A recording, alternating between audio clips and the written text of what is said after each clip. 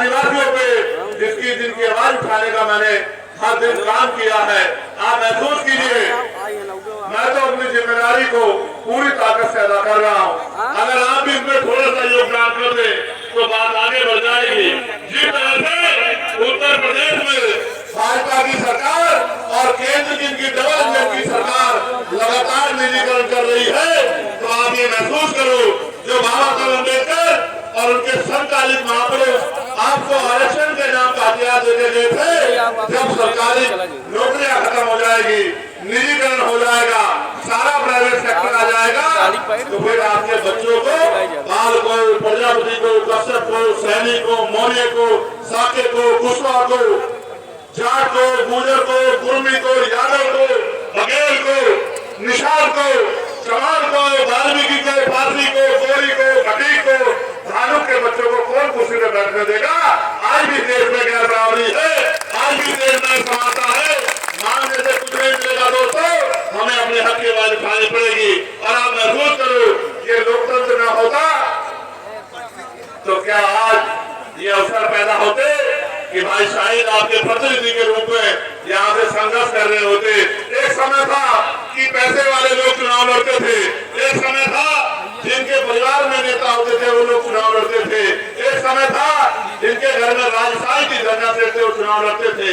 लेकिन मेरे गुरु मानव काशीराम साहब ने गांव गांव जाके और बहुजन समाज में भाईचारा तैयार करके ये दिन आज संभव कर दिया है कि हम भी अपनी वोट की ताकत से अपनी गुलामी की बेड़ियां काट सकते हैं, हम भी अपनी वोट की ताकत से अपनी ताकत बना सकते हैं। मेरे मन में तो बहुत कुछ करने को है और मैं आपको विश्वास दिलाता हूँ कि हम उसको करके भी दिखाएंगे। आपके सामने चुनौतियां बहुत हैं।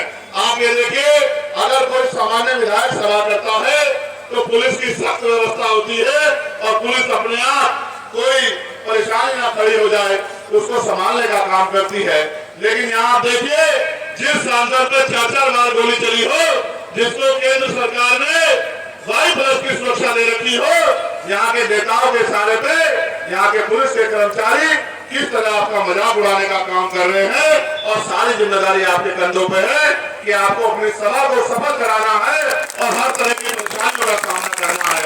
मैं इन सब चीजों से घबराने वाला नहीं हूँ, मैं इन सब चीजों डरने वाला भी नहीं हूँ। मैं आपको बस ये कहना चाहता हूँ, आप चिंता मत कीजिए, जिनका राज होता है उनकी पुलिस होती है।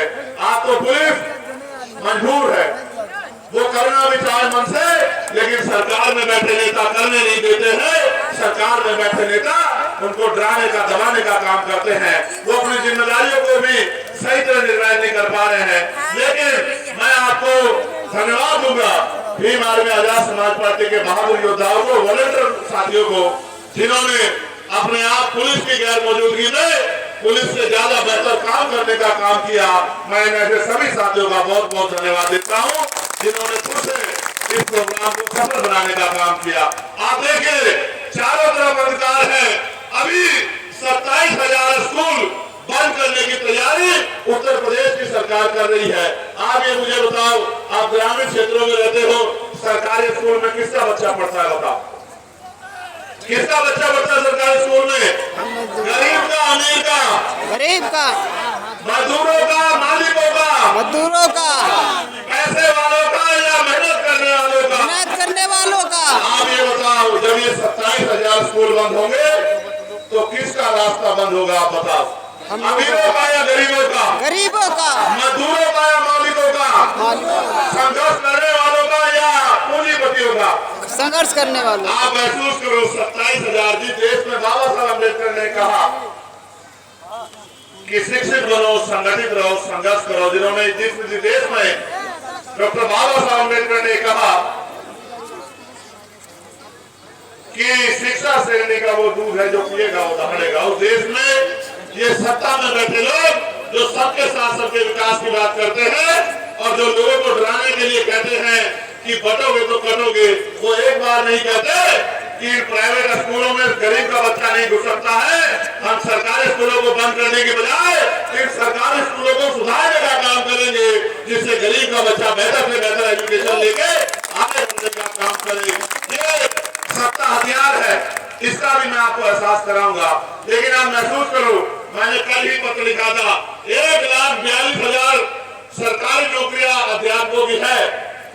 आपके दलित पिछड़े वर्गों के बच्चों को उसमें लगभग 69% रिजर्वेशन मिलेगा, यानी कि 1,40,000 में से लगभग 70,000 नौकरियां आपके घरों में आएंगी।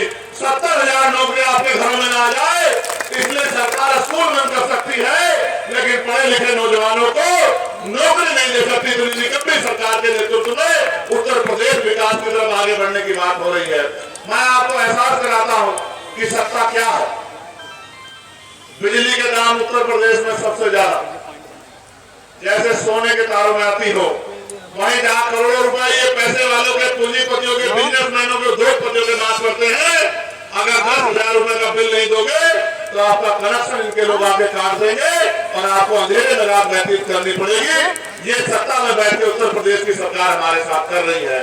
जहाँ एक तरफ आप महसूस करके देखो नौजवानों, मेरी माँ बहनों, बड़े बुजुर्गों,